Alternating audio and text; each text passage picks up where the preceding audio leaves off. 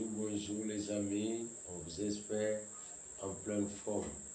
Nous sommes encore là sur APC TV. Abonnez-vous massivement à la chaîne et partagez-la, likez les vidéos. Donc permettez à ce que d'autres personnes puissent véritablement bénéficier de l'œuvre.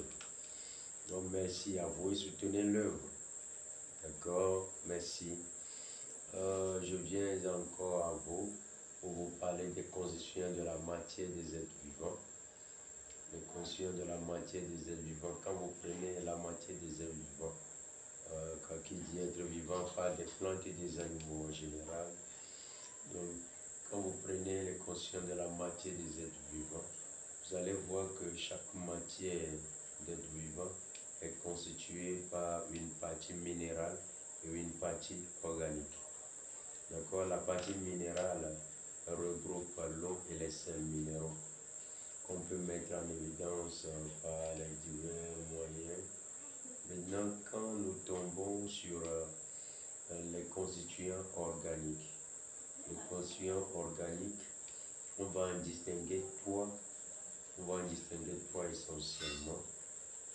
Nous avons les glucides, nous avons les lipides et nous avons les protides. D'accord? On a les glucides, les lipides et les protides. Maintenant, quand vous prenez les glucides, c'est les sucres, les féculents, d'accord? Qui mangent du gari, du tapioca, du maïs, tout ça là c'est des glucides. Vous prenez du saccharose, betterave, tout ça là c'est des sucres. Voilà, les fruits, voilà, tout cela fait partie des glucides. Voilà, donc les glucides vont se retrouver à trois niveaux, ou bien vont se scinder à trois niveaux. Vous avez les oses qui sont les plus petites molécules constituant les glucides. Par exemple, le glucose, le fructose, le galatose sont des oses. D'accord? Et quand vous quittez les plus petites molécules là, ces plus petites molécules peuvent s'associer entre elles pour donner les diholosides. D'accord, les diholosides. Donc les diholosides, par exemple le saccharose, le lactose, le maltose, toutes ces molécules-là sont des diholosides. Quand vous finissez de voir les diholosides, vous allez voir les polyholosides, qui sont des grosses molécules comme la cellulose, l'inuline, le glucogène, voilà, toutes ces molécules, l'amidon, toutes ces macromolécules sont des polyholosides, d'accord? Voilà, et vous pouvez les casser. On peut également casser les diholosides ou les polyholosides. Donc là, on va parler un peu d'hydrolyse. L'hydrolyse des oses va se faire, et l'hydrolyse des diholosides, des polyholosides, va se faire de deux façons différentes. Ça peut être fait par des enzymes. On va parler d'hydrolyse enzymatique. Ça peut être fait par des catalyseurs chimiques, comme les acides, l'acide chlorhydrique, voilà, des catalyseurs chimiques. Donc c'est l'hydrolyse acide ou catalytique. D'accord?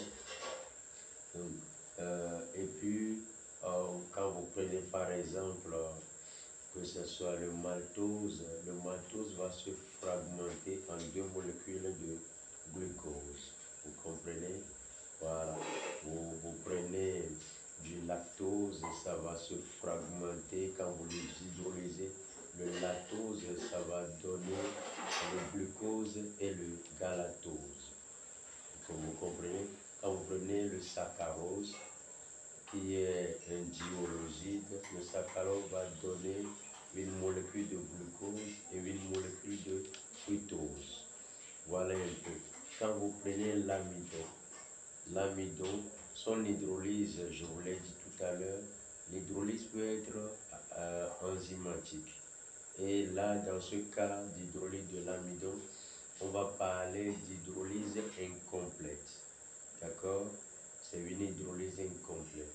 Mais si c'est une hydrolyse acide de l'amidon, ça va conduire à la molécule finale que sont les glucoses ou bien le glucose. Parce que l'amidon, c'est un polymère de glucose. D'accord? Voilà. Donc, quand vous cassez les grosses molécules de l'amidon, vous allez par l'hydrolyse enzymatique.